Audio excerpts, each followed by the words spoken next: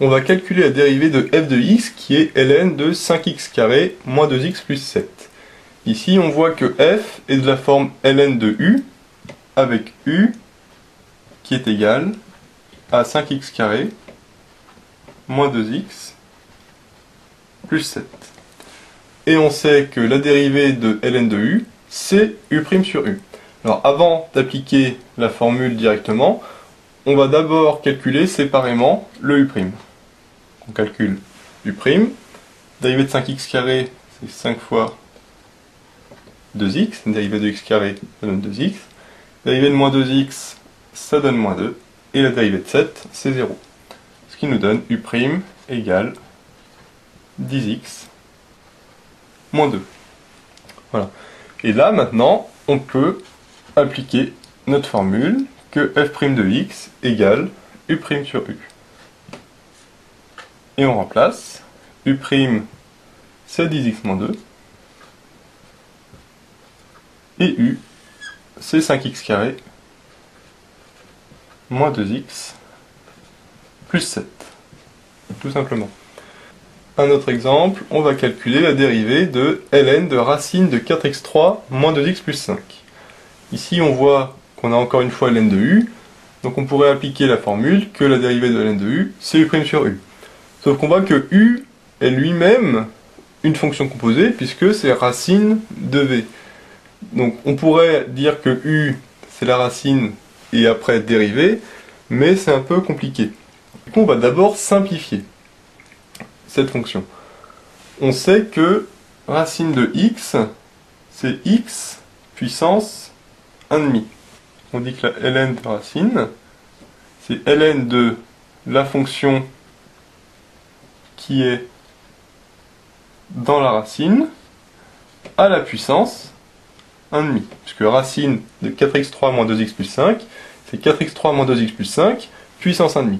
Et là, on applique le fait que ln de a puissance b, c'est égal à b ln de a. Ici, le a, c'est 4x3 moins 2x plus 5, et le b, c'est 1,5. Du coup, le 1,5, on peut le mettre devant. Ça nous donne 1,5 de ln de 4x3 moins 2x plus 5. Et là, on retrouve, un peu comme tout à l'heure, ln de u avec u qui est un polynôme et qui sera beaucoup plus simple à dériver.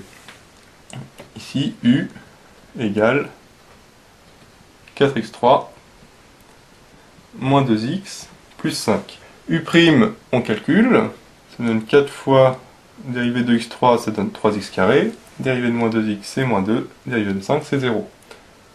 Ce qui nous donne 12x carré moins 2. Et comme tout à l'heure, on applique la formule ln de u, le tout prime, égale u' sur u. Comme d'habitude, il ne faut pas oublier le 1,5 qui est devant, parce que c'est une constante multiplicative.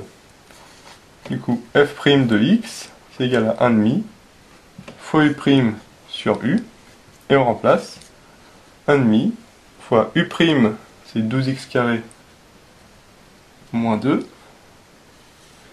et le u, c'est égal à 4x3 moins 2x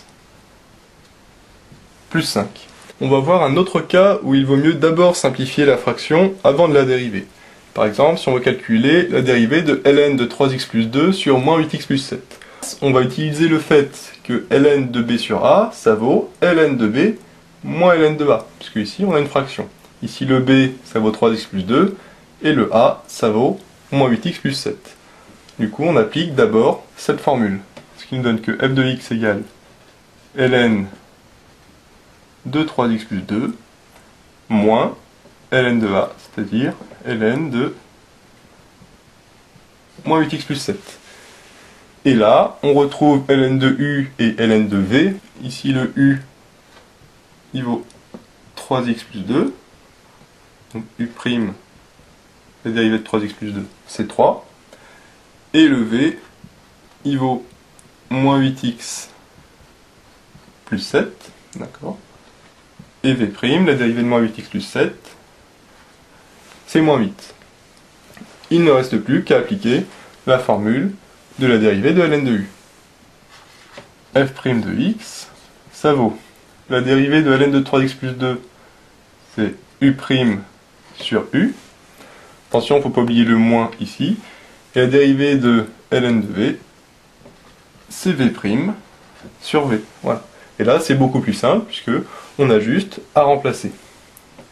U', ça vaut 3 sur 3x plus 2.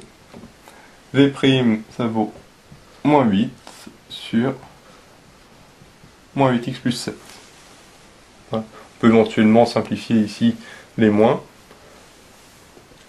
Ça nous donne 3 sur 3x plus 2 plus 8 sur moins 8x plus 7. Et là, on a calculé f' très rapidement.